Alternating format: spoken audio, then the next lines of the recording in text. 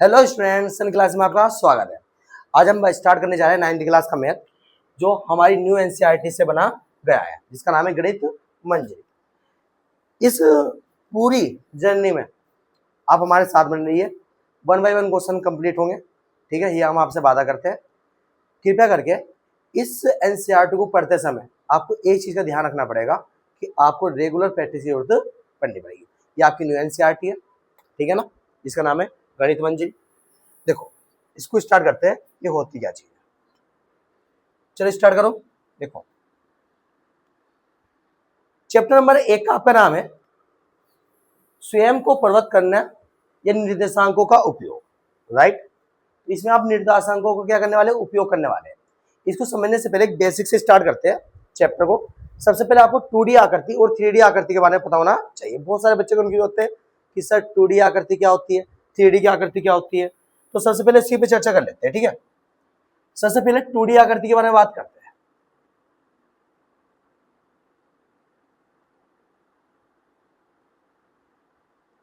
देखो, 2D आकृति की अगर मैं बात करूं तो 2D आकृति अगर आप अपने आप में एक क्या होती है, फ्लैट होती है, एक समतल होती है। किस टाइप से, जैसे ये है, आपके पास ये पेपर है, ये पेपर को अगर मैं कहीं रखता हूं तो ये फ्लैट है, समतल है। इसको अगर मैं कहीं रखता हूं तो ये स्थान घेरता है, ये स्थान नहीं घेर सकता। क्यों?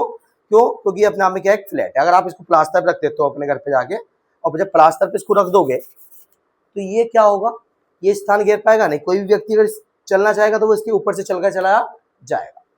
इसके पास क्या होती है, दो चीज होती है, एक होती है लंबाई, ये आपकी लंबाई है, और एक होती है चौड़ाई। यानी कि ऐसी सभी आकृति जो अपने आप में क्या होती है, समतल होती है, मतलब फ्लैट होती है। तो ऐसा बोल लो कि ऐसी वे सभी आकृति, ऐसी वे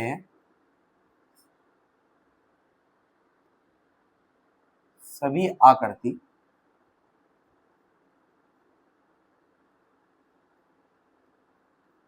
जो समतल होती है।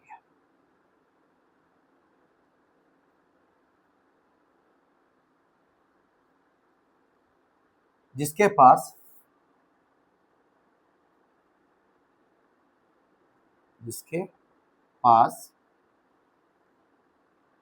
लंबाई व चौड़ाई होती है।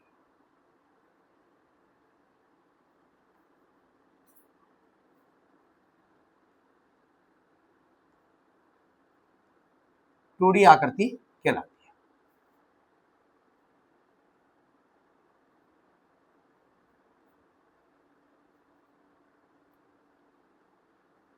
अब सर कहेंगे कौन कौन सी ऐसी आकृति है। तो मेरे प्यारे बच्चों सुनो, मेरे अल्लाह, यहाँ देखो, जैसे आपका आयत हो गया, रेक्टेंगल, ये आयत भी क्या अपने आप में एक 2D आकृति है। राइट, पहले आप बोल सकते हो भाई सिंपल सी बात, इसको रख दोगे स्थान घेर पाएगा नहीं, ये अपने आप में क्या है, समतल है, फ्लैट है। दूसरा कौन सा हो सकता है सर, दूसरा बताओ। दूसरा अपने आप में क्या है, एक वर्ग है, वर्ग को आप ले सकते हो, दूसरे में आप वर्ग ले सकते हो, वर्ग हो गया। सर तीसरा, तीसरे में आप वृत्त भी ले सकते हो, तीसरे में आप वृत्त भी ले सकते हो, वृत्त हो गया।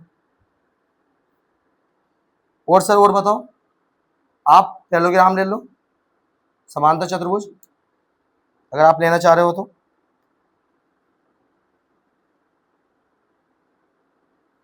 सही, ये हो गया समांतर चतुर्भुज।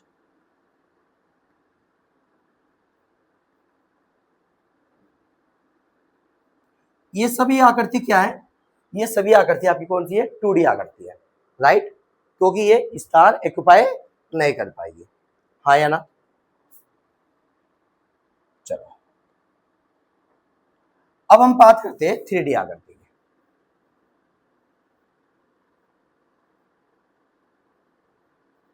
अब हम बात करेंगे 3D आकृति। अब सर 3D आकृति क्या होती है? 3D आकृति अगर मैं एक बात समझाऊं तो 3D आकृति में आप स्थान घेर सकते हो। एक बाइट अपने माइंड में डाल लो, एक बात अपने माइंड में डाल लो कि वे सभी आकृति जो स्थान घेरती है, जैसे कि आपके पास ये इस टाइप से, ये देखो आपके पास ये बॉक्स है, किसके आकार का है? घनाभ के आकार का है। अब घनाभ के आकार का है, अगर मैं इसको कहीं रख दूंगा या रख देता हूं तो क्या होगा? अगर कोई व्यक्ति सामने से आएगा तो क्या वो सीधा गुजर जाएगा? नहीं, सामने से वाला आने वाला व्यक्ति इसके ऊपर से जाएगा, मतलब इसने क्या कर रखा है? स्थान घेर रखा है। तो वे सभी आकृति जो स्थान घेरती है, सही है, उन्हीं हम क्या बोलते हैं? 3D आकृति के नाम से जानते हैं। अब इसके पास क्या क्या हो सकता है सर? इसके पास एक ये लंबाई हो सकती है, ये चौड़ाई हो सकती है, और सर ये ऊंचाई हो सकती है। यानी कि 3D आकृति जितनी भी होने वाली है उन सबके पास लंबाई, चौड़ाई और ऊंचाई होने वाली है। इस तरीके से आप ये चीज देख लो, ये भी एक घनाभ के आकार का है, घनाभ के आकार का ये भी कौन सी है? आपकी 3D आकृति। इसकी अभी देखो, इसको भी कहीं रख देंगे तो स्थान घेर पाएगा। इसके पास भी लंबाई होती है, चौड़ाई होती है और ऊंचाई होती है। यस या नो? तो यानी क्या नाम है? 3D आकृति में क्या है? 3D आकृति को मैं बोल लूं तो ऐसी सभी आकृति, ऐसी सभी आकृति जो स्थान घेरती है,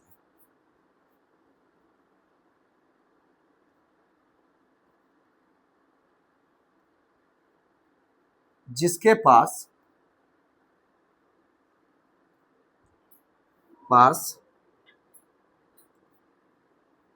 लंबाई, चौड़ाई वे ऊंचाई होती है, उन सभी आकृति को हम क्या बोलते हैं? 3D आकृति के नाम से जानते हैं। सर कौन कौन सी हो सकती है? सबसे पहले आप घन ले लो 3D आकृति में, ये आपका घन हो गया, ये आपका घन हो गया।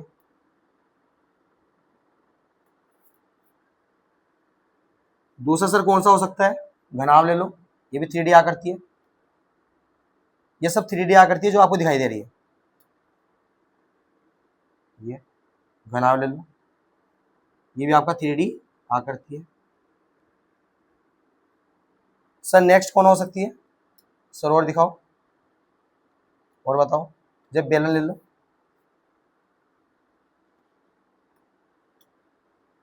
आप बेलन ले सकते हो, बेलन।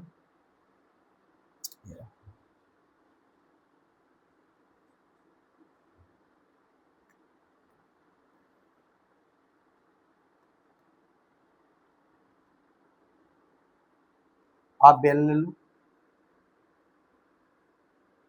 सर चौथी कौन सी हो सकती है? आप गोला ले लो, जो फुटबॉल टाइप का होता है, गोला ले सकते हो। ये चीज ले लो, गोला, गोला ले लो।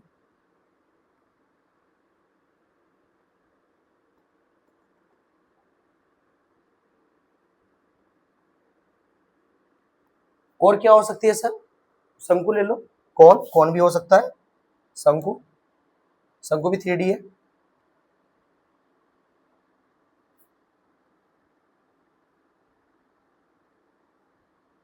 आप शंकु ले लो। तो ऐसी सभी आकृति है, अगर इनको कहीं रख दोगे तो स्थान घेर पाएगी। आप समझ सकते हो कि अगर आप कहीं भी रख दोगे तो ये क्या कर लेगी? स्थान घेर लेगी। मानते हो ना मेरी बात? और इन सब के पास अगर इस इन दो पे देखें तो आराम से लंबाई, चौड़ाई, ऊंचाई भी होती है, हाँ या ना? तो ये सभी आकृति कौन सी कहलाती है? 3D आकृति कहलाती है। यहां तक की बात समझ गया? 2D और 3D में समझ में आ गया? इसको एक बार ऐसे याद कर लो, काम की बात बताता हूं आपके।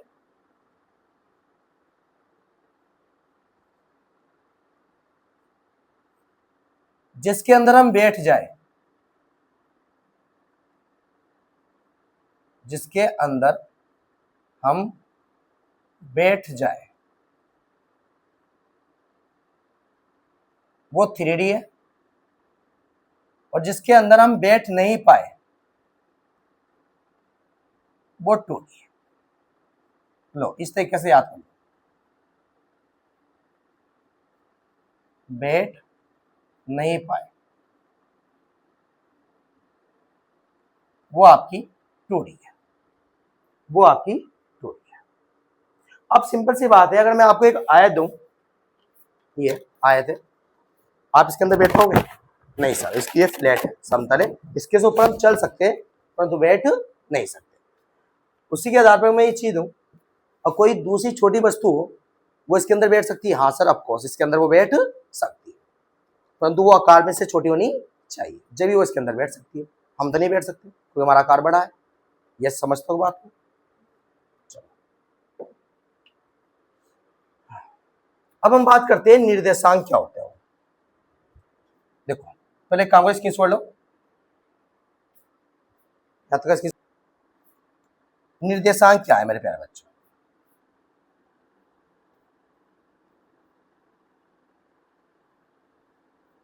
कोऑर्डिनेट बोलते हैं इंग्लिश में। कोऑर्डिनेट क्या बोला है?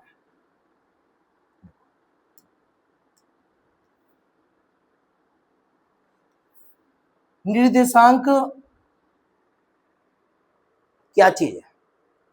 एक समतल पर, मान लिया आपके पास ये प्लेन है, इस समतल पर मैंने एक बिंदु दिखाया आपका यहाँ, हाँ मैं ड्रॉ कर देता हूँ, एक मिनट रुको, कुछ ये नहीं है, चलो समझो आप। आपके पास ये समतल है, इसको बना देता हूँ, एक मिनट।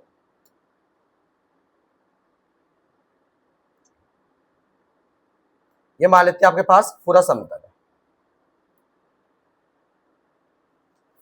चलो ये पेपर है, पूरा समतल है। इस समतल की, इस समतल पर एक बिंदु है, ये एक बिंदु है। अब इस बिंदु की आपको स्थिति बतानी है कि ये किस जगह है, तो तब क्या करोगे सर? तब क्या करोगे? तो मेरे प्यारे बच्चों, अगर किसी समतल पर, अगर किसी समतल पर, अगर किसी समतल पर किसी बिंदु की अगर हमें स्थिति बतानी है तो हम किसका यूज करते हैं? निर्देशांक ज्यामिति का यूज करते हैं। अब कैसे बता पाएंगे सर? तो हमें क्या करना पड़ेगा, यहां दो अक्ष लेनी पड़ेगी, एक्स अक्ष और वाई अक्ष, इस टाइप से।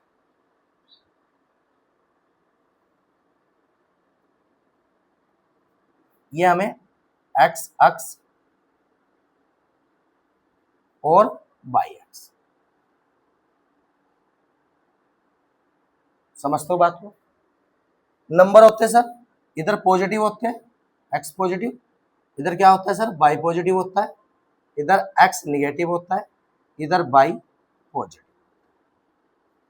सॉरी वाई निगेटिव होता है, सॉरी। समझते हो बात? यानी ये हम सर किसके लिए यूज कर रहे हैं? ये हम सर 2D के लिए यूज कर रहे हैं। किसके लिए यूज कर रहे हैं? 2D के लिए यूज कर रहे हैं। यानी ये जो आपने एक्स एक्स और वाई एक्स ली है, ये किसके लिए ली है? निर्देशांक बताने के लिए। सर हमने 2D आकृति के लिए ली है, सही है, ये तो आपकी 2D आकृति थी। अगर इसी के आधार पर सर 3D आकृति आ जाए तो हम क्या करेंगे? तो उसके बारे में भी हम चर्चा करेंगे। सबसे पहले हम इसकी स्थिति का पता लगा लेते हैं, इसकी स्थिति कैसे देखने को मिलेगी। तो ये होता है 1, ये होता है 2, ये आपका 3, ये आपका 1, ये आपका 2 और ये आपका 3।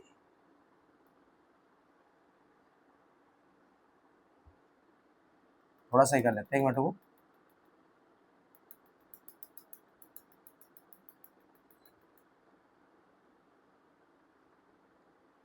ये आपका 2, ये आपका 3, सही है। अब सर अगर मुझे इसकी स्थिति बतानी है तो मुझे कहां से चलना पड़ेगा स्थिति बताने के लिए? तो मेरे प्यारे बच्चों, अगर आप सोच के देखो, अब समझो, अगर आप, मैं यहां हूं, अगर मुझे यहां से, यानी मुझे अपने स्टूडियो से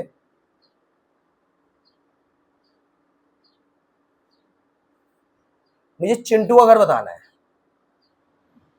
चिंटू का घर कहाँ है?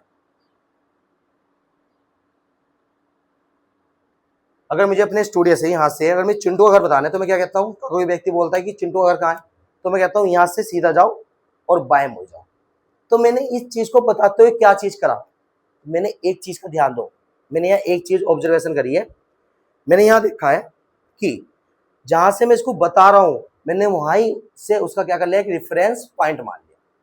सर अब ये रेफरेंस पॉइंट क्या वाला है? मेरे प्यारे बच्चों आराम से देखो, अगर आप किसी की भी स्थिति बता रहे हो तो उसके लिए एक रेफरेंस पॉइंट की जरूरत पड़ती है। जैसे अगर मुझे यहाँ से अपना घर बताना है, यानी चिंटू की दुकान बतानी है, तो चिंटू की दुकान बताने के लिए मैं जो यहाँ खड़ा हूं मैं उसी को रेफरेंस पॉइंट मान लूंगा और उसी को रेफरेंस पॉइंट मानकर मैं चिंटू का घर बता दूंगा कि भाई यहाँ से घर सीधे जाओ, सीधे से दाएं मुड़ जाओ, चिंटू का घर आ जाएगा। अब इस बात को अपने सोचो कि आप अपने घर हो। अब मैं आप अपने तुम्हारे घर से मैं पूछता हूँ फोन करके, तुम्हारे घर से मैं फोन करके पूछता हूँ कि भाई चिंटू का घर कहाँ है, जो मैंने तुझे बताया था चिंटू का घर कहाँ है, तो तुम क्या करोगे, तुम अपने घर को ही रेफरेंस पॉइंट मान लोगे और जब उसको रास्ता बताओगे। समझ तो ना बात की वाली बात? क्या ऐसा करोगे कि हाँ सर आपने बताया था कॉल करके, सर आपने बताया था कि आपके स्टूडियो से पहले दाएं जाना है फिर बाएं जाना है, तो आप उसकी स्थिति बताने के लिए अपने घर से पहले यहाँ आओगे? नहीं आओगे ना। आप अपनी स्थिति मत जहां आप खड़े हो उसी को अपना रेफरेंस पॉइंट मानकर उसकी स्थिति बता दोगे। तो उसी प्रकार से अगर मुझे इस बिंदु की स्थिति बतानी है तो इसका जो रेफरेंस पॉइंट होता है वो होता है मूल बिंदु 0,0, मूल बिंदु, इसे हम बोलते हैं मूल बिंदु। यानी कि हम जिसकी भी स्थिति बताएंगे तो हम चलना कहां से शुरू करेंगे, इस मूल बिंदु से, राइट। दूसरी बात, जब भी आप चलोगे तो पहली स्थिति आप एक्स अक्ष की चुनोगे, पहले आप एक्स अक्ष में चलोगे उसके बाद आप वाई अक्ष में चलोगे। समझते हो बात को? चलो सर मुझे इसकी स्थिति बतानी है, तो सर इसकी स्थिति कैसे देखने को मिलेगी? सर ये मुझे दिखाई दे रहा है कि एक्स पकड़ में चलाऊं इसको, तो सर ये एक्स पर 3 चला और वाई पे सर कितना चला ये? सर वाई पे भी ये 3 के लगभग ही चला है, 3 तो कुछ थोड़ा और 2.8 के समथिंग कुछ चला है, हाँ है ना। सर इसकी स्थिति देखने को मिल जाएगी। अगर मैं इस स्थिति का पॉइंट दिखाऊं तो इसका पॉइंट कैसे दिखेगा, बिंदु, सर ये एक्स एक्स पर 3 चला, सर ये वाई पे भी कितना चला, 3 चला, वाई पे भी कितना चला ये। तो इस तरीके से हमारे क्या हो गए, 3,3 क्या हो गए, हमारे निर्देशांक हो गए, क्योंकि ये इस बिंदु के क्या कर रहे हैं, स्थिति बता रहे हैं। ये एक्स अक्ष का होता है और ये दूसरा वाला वाई अक्ष का। सही है, कोई दिक्कत तो नहीं है। चलो हाँ देखो अब इसकी परिभाषा लिख दी है, किसी समतल पर किसी भी बिंदु पर सटीक स्थिति को संख्या के एक जोड़े द्वारा दर्शाते हैं, और संख्या का एक जोड़ा कौन है, 3,3, जो एक्स और वाई को रिप्रेजेंट कर रहा है। यहां तक की बात बढ़िया होगी। अब निर्देशांक को प्रदर्शित करने वाले मुख्य भाग कौन कौन से हैं जो निर्देशांक ज्यामिति को प्रदर्शित करते हैं? देखो निर्देशांक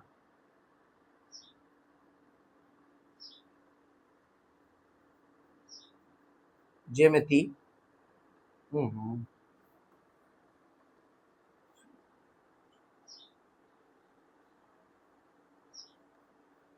के मुख्य भाग कौन कौन से?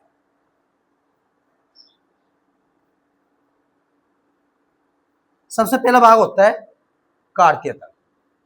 आपको इसके बारे में समझना है, कार्तीय तल क्या है। दूसरा अक्ष, अक्ष क्या वाला है। तीसरा मूल बिंदु,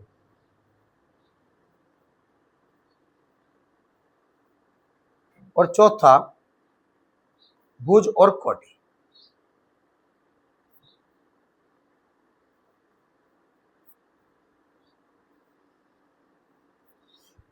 ये चारों चीजों के बारे में आपने पढ़ना है, और तब ये जब चारों चीजें हम पढ़ लेंगे तो हमारा परिचय क्या हो जाएगा, खत्म हो जाएगा, इंट्रोडक्शन हमारा खत्म हो जाएगा, फिर हम एक्सरसाइज पे चले जाएंगे।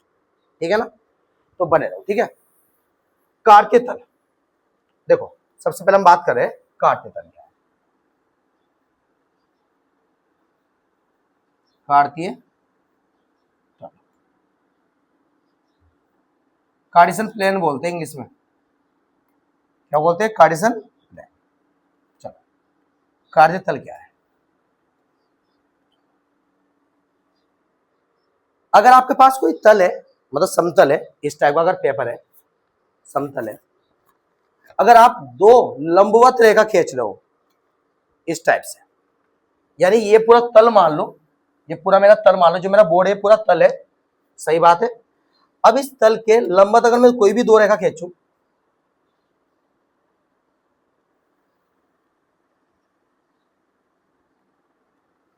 लंबवत, लंबवत का मतलब पता है 90 डिग्री कोण पे, यानी ये कोण कितना बनेगा 90 डिग्री का, लंबवत का मतलब वो होता है, ठीक है ना। तो ये हो गया एक्स एक्स और ये होगी वाई एक्स, ये हो गया मूल बिंदु 0,0, राइट। इसमें x क्या होता है पॉजिटिव, y क्या होता है पॉजिटिव, x क्या होता है इसमें निगेटिव और y क्या होता है इसमें निगेटिव। हाँ या ना बताओ, पक्का। यानी कि जब मैंने इस तल पर दो लंबवत रेखा खींची, एक्स एक्स और वाई एक्स, सही है, और ये आपस में क्या कर रही है बाबू, काट रही है।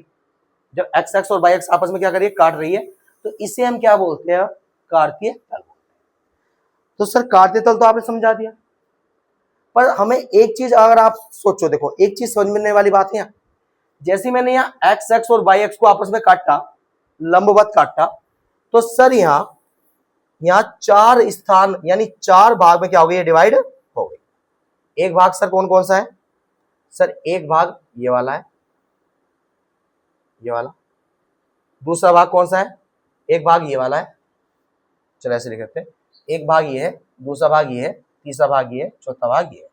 सर ये चार भाग में क्या हो गई सर, डिवाइड हो गई, सही है। अब सर इन चार भाग को क्या बोल लोगे, एक दो तीन चार, इन चार भाग को हम बोलते हैं चतुर्थांश। क्या बोलते हैं मेरे प्यारे बच्चों, चतुर्थांश, क्वाड्रेंट। देखो कुछ कुछ वर्ड ऐसे आएंगे जो आपको समझने पड़ेंगे, अल्लाह समझने पड़ेंगे, समझने पड़ेंगे, समझने पड़ेंगे।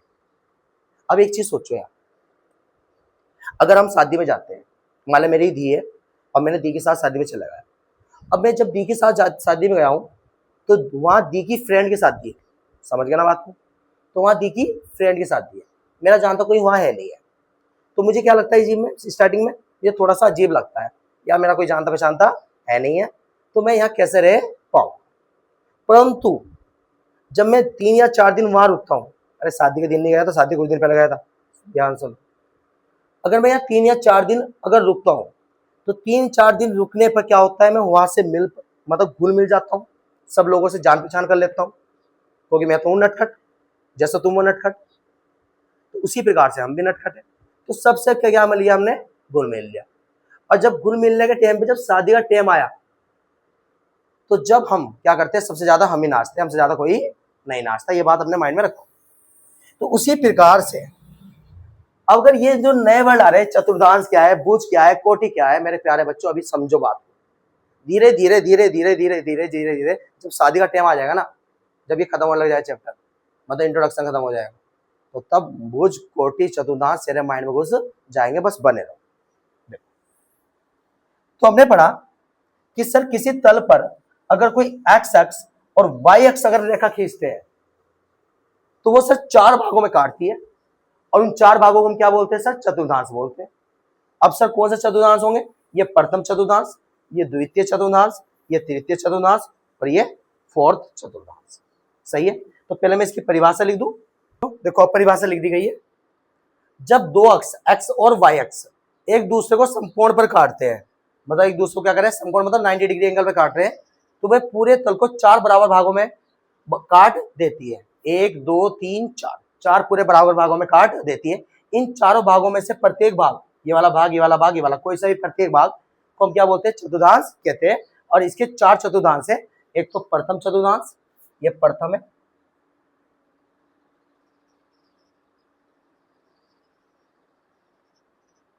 ये द्वितीय है, ये तृतीय है और ये चौथा है, राइट। अब सुनो, अब मिंटू ने क्या कहा, अब मिंटू की एंट्री होती है। अब मिंटू ने बोला सर मेरे पास 4 पॉइंट है, सर मेरे पास 4 पॉइंट है। एक पॉइंट ए है जो है सर 3,3, सर एक बी पॉइंट है, क्या हो रहा है भाई, माइनस का 3,2, सर एक सी पॉइंट है -3, -3, और सर एक 4 पॉइंट है -4, सॉरी हाँ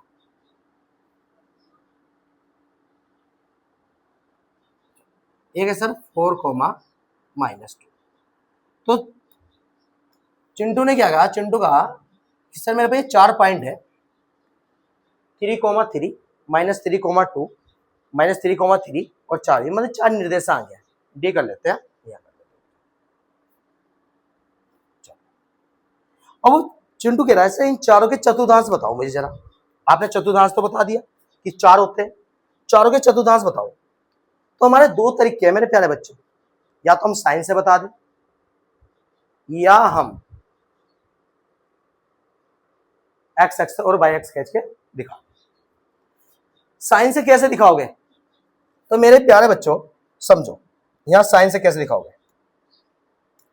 अगर आप एक्स एक्स में चलोगे तो आप पॉजिटिव पे चलोगे, यानी पहला बिंदु भी पॉजिटिव पे जाएगा, और जब आप बाई एक्स में चलोगे तो उसके भी पॉजिटिव पे चलेंगे, तो दूसरा भी क्या आएगा, पॉजिटिव आएगा। अगर दोनों वैल्यू प्लस प्लस की है तो हम बोलेंगे कि प्रथम चतुर्थांश, यानी कि प्रथम चतुर्थांश में, प्रथम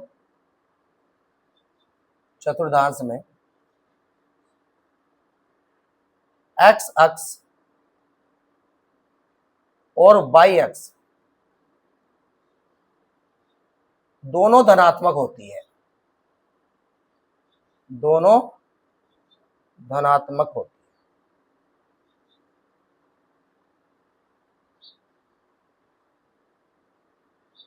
हाँ या ना, समझते हो। सर अगर द्वितीय चतुर्थांश में देखें तो चलना, मेरी बात सुनना, चलना कहां से स्टार्ट करते हैं, मूल बिंदु से। पहले कहां चलते हैं, एक्स एक्स पर। यह बात अपने माइंड में डाल लो, माइंड में डाल लो, माइंड में डाल लो, माइंड में डाल लो, डाल ली। चलना कहां से शुरू करते हैं, मूल बिंदु से, और पहले कहां चलते हैं, एक्स एक्स पर। तो सर मूल बिंदु से चलेंगे, और द्वितीय चतुर्थांश के लिए पहले हम चलेंगे एक्स एक्स पर, तो एक्स का सर माइनस है। उसके बाद चलेंगे सर बाई एक्स पर, तो बाई का क्या है सर, पॉजिटिव है।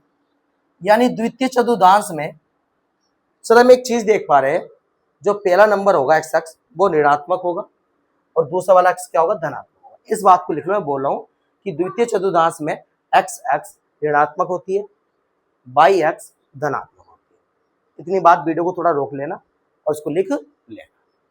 चलो, अगर सर तीसरे चतुर्थांश में जाए तो तीसरे चतुर्थांश में अगर पहले आप एक्स एक्स में चलोगे तो पहले आप माइनस पाओगे, और बाई एक्स में भी चलोगे तो बाई का कौन सा पाओगे, माइनस पाओगे। सर तीसरे चतुर्थांश में दोनों क्या होंगे, नेगेटिव होंगे। हाँ या ना। तो यानी कि तृतीय चतुर्थांश में एक्स एक्स और वाई एक्स दोनों क्या होती है, ऋणात्मक होती है, दोनों क्या होती है, नेगेटिव होती है। इस बात को भी लिख लो। सर फोर्थ चतुर्थांश में अगर एक्स एक्स पे जाओगे तो सर पॉजिटिव पाओगे, और बाई एक्स पे जाओगे तो सर नेगेटिव पाओगे। यानी कि ना, मतलब चौथा चतुर्थांश जो है उसमें एक्स एक्स धनात्मक होती है, और जो बाई एक्स होती है वो ऋणात्मक। समझते हो बात को। तो चलो चिंटू के क्वेश्चन में चले। ये रहा चिंटू का क्वेश्चन। अब मेरे प्यारे बच्चों समझो, ये एक्स एक्स है, एक्स एक्स, और ये है बाई एक्स, एक्स नेगेटिव, ये बाई पॉजिटिव, और ये है बाई नेगेटिव। चलो चिंटू कह रहा है सर मुझे 3 पे जाना है, पहले एक्स की, पहले एक्स होता है, ध्यान रखना। चिंटू कह रहा है कि सर मुझे पहले 3 पे जाना है। तो मैंने कहा चिंटू तुम्हें हम भेजेंगे, हम पहले ओरिजिन से स्टार्ट करेंगे और तुम्हें हम 3 पे भेजेंगे। चलो पहले 1 2 और 3। चिंटू यहाँ आ गया। चिंटू ने कहा सर ना, मेरा मन नहीं लग रहा, एक्स एक्स पर मेरा मन नहीं लग रहा, सर मुझे जब बाई एक्स पर 4 घुमा दो। अच्छा, हमने बोला चिंटू बाई एक्स पे 4 पे जाओगे तो लो 1 2 3 और 4। तो सर आप चिंटू भाई साहब 1 पे गए, 2 पे गए, 3 पे गए, 4 पे गए। तो चिंटू भाई साहब जो मिल पाएंगे हमें कहाँ मिल पाएंगे चिंटू भाई? यहां मिल पाएंगे। और ये चिंटू भाई की क्या होगी बाबू? स्थिति होगी। ये चिंटू भाई की क्या होगी? स्थिति होगी। पॉइंट ए की 3,4। हाँ या ना? अब चिंटू कहा सर ए पे तो चल रहे, अब चलते हैं बी पे। चिंटू ने कहा जब बी पे चलते हैं तो चलो चिंटू की बात माननी पड़ेगी। चिंटू ने अब की बार बोला सर मैं अब की बार एक्स एक्स पर -3 पे जाऊंगा। तो सर माइनस वाला तो ये है। हमने कहा चिंटू कोई दिक्कत नहीं, आपको -3 पे लेके जाएंगे, -1 -2 और -3। इसने कहा सर अब जब मैं 2 पे जाऊंगा, किस पे? बाई पे। बाई की किस पे जाऊंगा? 2 पे। तो बाई की 2 कौन सी है? ये वाली। तो चिंटू कहाँ मिलेगा हमें? लगभग यहाँ मिलेगा। और यहाँ अपना गाना गा रहा होगा। कौन सा गाना बताओ? कौन सा गाना? कमेंट करो कौन सा गाना गा रहा होगा। अरे बता दो आप ही, क्या सब चीज में बताऊंगा। चलो कोई रहने दो, अभी लग रहा है कमेंट खतरनाक कर दो तुम।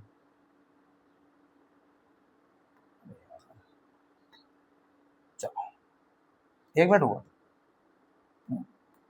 सजा देता हूँ थोड़ा सा।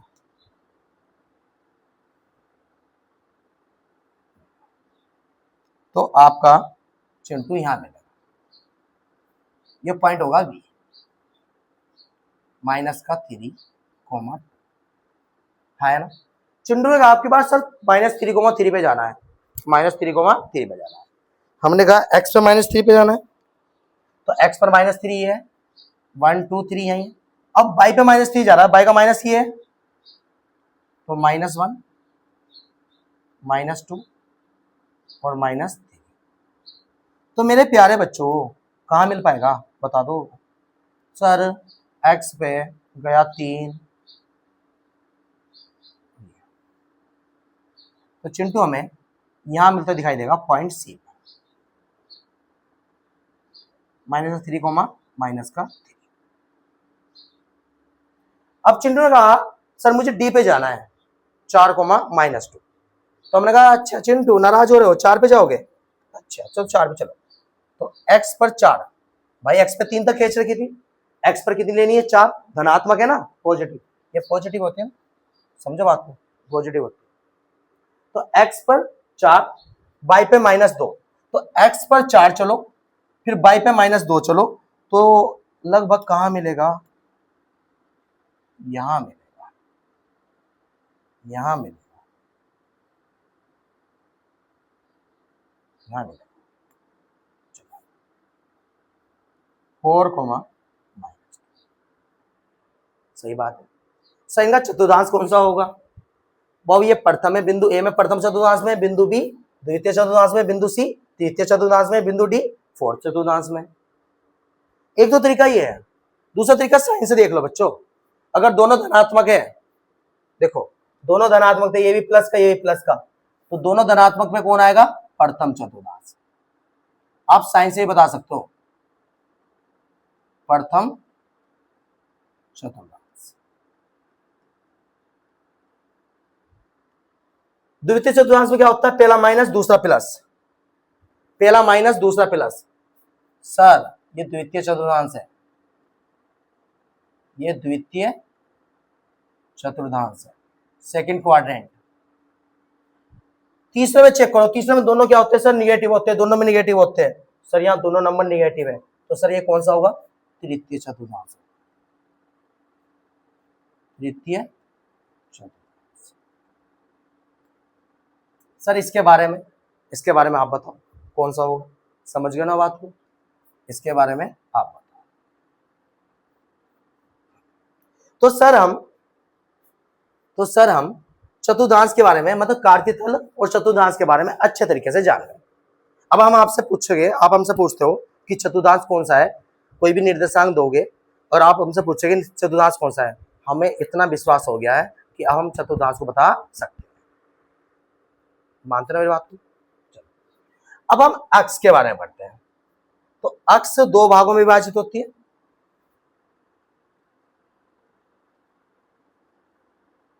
अक्ष दो क्या है, दो भागों में विभाजित होती है।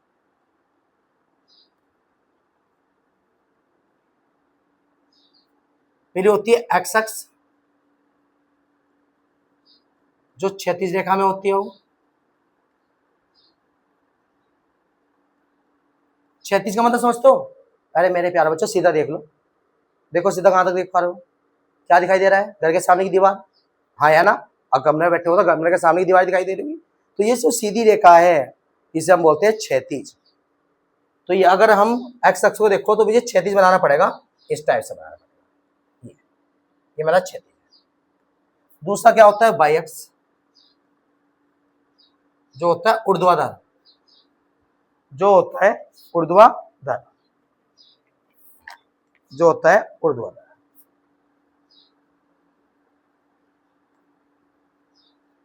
ऊर्ध्वाधर रेखा। ये क्षैतिज रेखा है, ये ऊर्ध्वाधर रेखा है। ऊर्ध्वाधर रेखा कैसे होती है? जहां आप क्षैतिज रेखा देख रहे हो, बस गर्दन को 90 डिग्री में घुमा दो। घुमा पाओगे ऐसे 90 डिग्री में? नहीं, नहीं घुमा पाओगे। तो जैसे ये क्षैतिज रेखा है, समझो बात, ये आपकी क्षैतिज रेखा है। ये समझ लो, इस लाइन से चलना, इस वाली लाइन से समझना, ठीक है? ये आपकी क्षैतिज रेखा है। तो इसके लंबवत ऐसा रख दो, ऊपर से लंबवत 90 डिग्री से निकाल दो, वो कौन सी कहलाएगी? ऊर्ध्वाधर रेखा।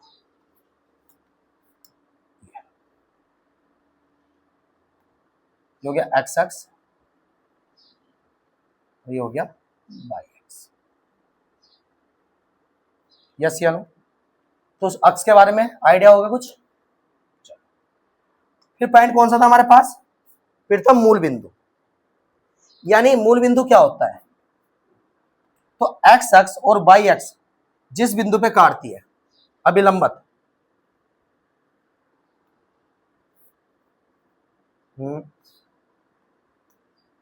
मूल बिंदु,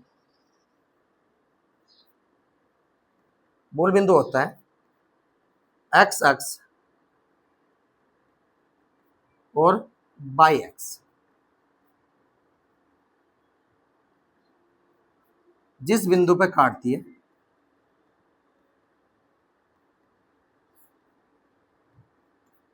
काटती है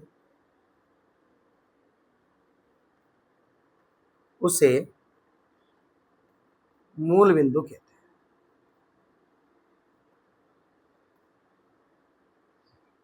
उसे क्या बोलते हो आप? मूल बिंदु।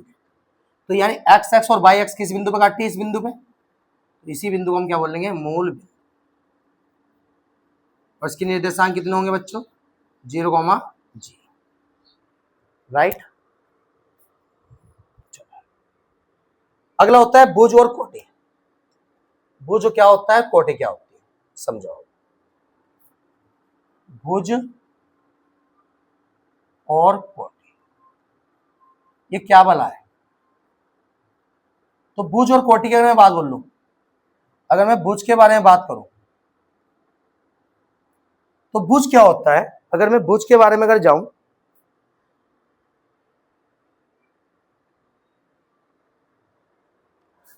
तो आपके पास कोई भी निर्देशांक है, मतलब कोई भी निर्देशांक है,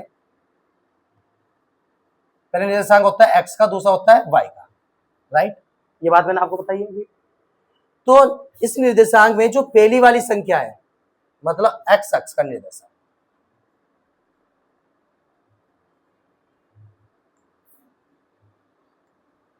वो क्या कहलाता है? भुज कहलाता है। क्या कहलाता है? उसे हम क्या बोलते हैं? भुज बोलते हैं। कोटि क्या होती है? जो बाई अक्ष का निर्देशांक होता है, यानी अन्य स्थान, दूसरा स्थान, बाई अक्ष का निर्देशांक, बाई अक्ष का निर्देशांक। इसे हम क्या बोलते हैं, कोटि के नाम से। आई होप क्लियर हो गया होगा। भुज और कोटि, जैसे मैंने कोई बिंदु लिख दिया मैंने 3,4, तो इसमें भुज कौन है 3 XX और कोटि कितनी है 4, इस टाइप से, ठीक है ना। क्वेश्चन करेंगे डिटेल से समझ में आएगा, अभी समझो बात को, भुज और कोटि क्या है। हाँ यार पक्का। अब मुझे एक चीज बताओ, चलो अब आपसे एक क्वेश्चन है, मैंने आपको XX और YX दी,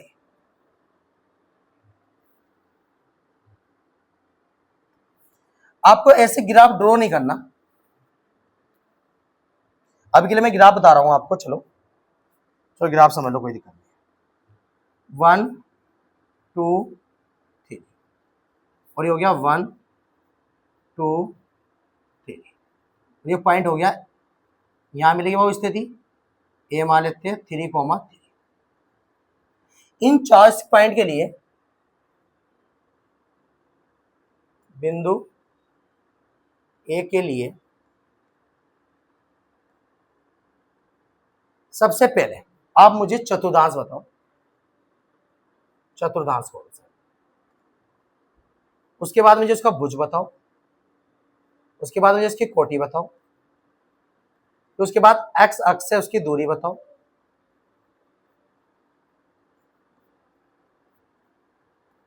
फिर उससे बाई अक्ष से उसकी दूरी बताओ।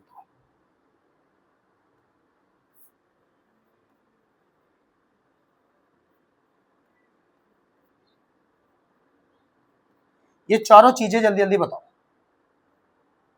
चलो तो सर अगर मैं चतुर्थांश देखूं तो ये जो बिंदु है ये प्रथम चतुर्थांश में आ रहा है, फर्स्ट क्वाड्रेंट में आ रहा है, तो इसका चतुर्थांश कौन सा होगा सर, प्रथम।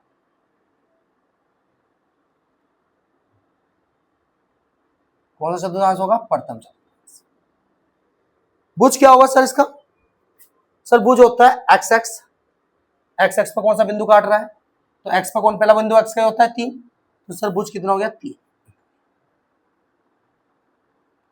कोटि क्या होगी सर, बाई एक्स पे भी 3 है, तो 3 इकाई, बाई एक्स पे भी 3 है,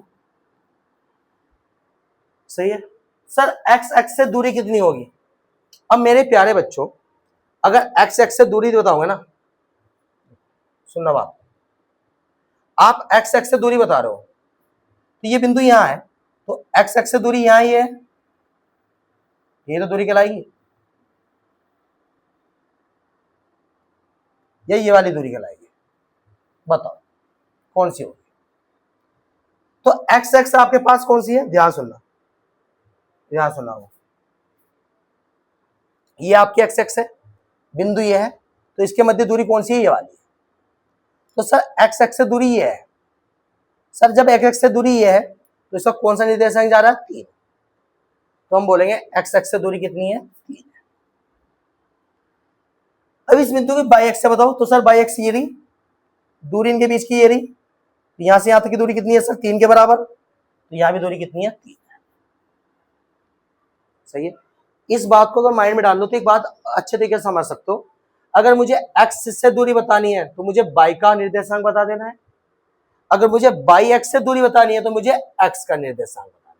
जैसे मैंने बिंदु लिख दिया 3,5, अगर मुझे एक्स से बतानी, एक्स एक्स से दूरी बतानी है तो मुझे कौन सा क्वाड्रेंट बताना है, बाई का। अगर मुझे 22 से बतानी होती तो किसका बता दूं मैं, एक्स का, और एक्स का कितना है यहाँ 3, इस तरीके से मैं इसको बता सकता हूं, सही है ना।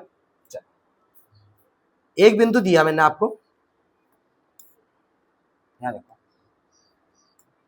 मैंने आपको एक बिंदु दिया P 4,2, 4,2,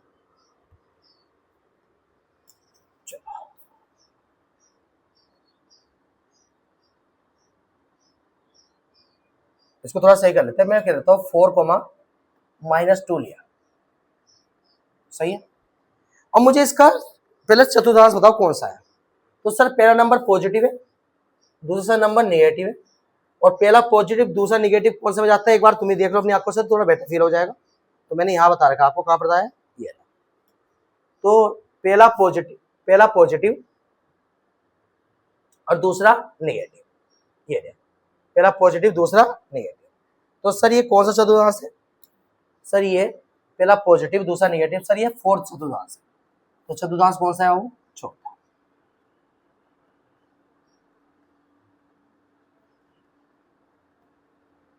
सही है। इसकी सर भुज क्या होगा? जो एक्स अक्ष का निर्देशांक है, एक्स अक्ष का निर्देशांक कितना है? 4। कोटि कितनी होगी सर इसकी? कोटि होगी -2। हाँ या ना? अब दूरी पर अगर मैं बात करूं, ध्यान सुनना, अगर सर मैं एक्स अक्ष से दूरी बताऊं तो सर आपने बोला है बाई का निर्देशांक बता दो। बाई का निर्देशांक कितना है? -2 है। तो ये दूरी सही होगी? मेरे बेटा दूरी गलत हो जाएगी, क्योंकि दूरी हमेशा क्या होती है? धनात्मक होती है। इस बात को माइंड में रख लो, दूरी हमेशा क्या आएगी? धनात्मक। सही है। तो इसको मोड़ लगा के लिख देना, और जब मोड़ से वैल्यू निकालोगे तो क्या निकालोगे? +2। और बाई एक्स से दूरी निकालनी है। बाई एक्स से दूरी बताओ। तो बाई एक्स से दूरी कितनी आ गई मेरे प्यारे बच्चों? बाई एक्स से दूरी कितनी आ गई? 4। बाई एक्स से दूरी बता रही है तो हमें किसका बताना है? एक्स का कोऑर्डिनेट कितना है? वो 4। आई होप कितना क्लियर हो गया है। अब इसमें हम चले पड़ेंगे एक्सरसाइज 1.1, जो मिलेंगे नेक्स्ट वीडियो में। तो नेक्स्ट वीडियो में लेंथी हो जाएगी। आज इंट्रोडक्शन के बारे में पढ़ा, तो बताओ इंट्रोडक्शन बढ़िया समझ में आया नहीं आया? तो कमेंट जरूर करना चाहते हैं। ठीक है, हाँ सर अच्छा लगा। इस कमेंट से क्या होता है, लाइक से क्या होता है? हौसला बनता है, एक जागरूकता बनती है, जिससे हम नेक्स्ट वीडियो जल्दी से जल्दी लेकर आते हैं। अगर तुम उस पर कमेंट नहीं कर पाओगे ना, तो नेक्स्ट वीडियो बहुत लेट हो जाएगी, तो इसमें तुम्हारा नुकसान होगा, ध्यान रखना। ठीक है ना? चलो, तो मिलते हैं नेक्स्ट वीडियो में।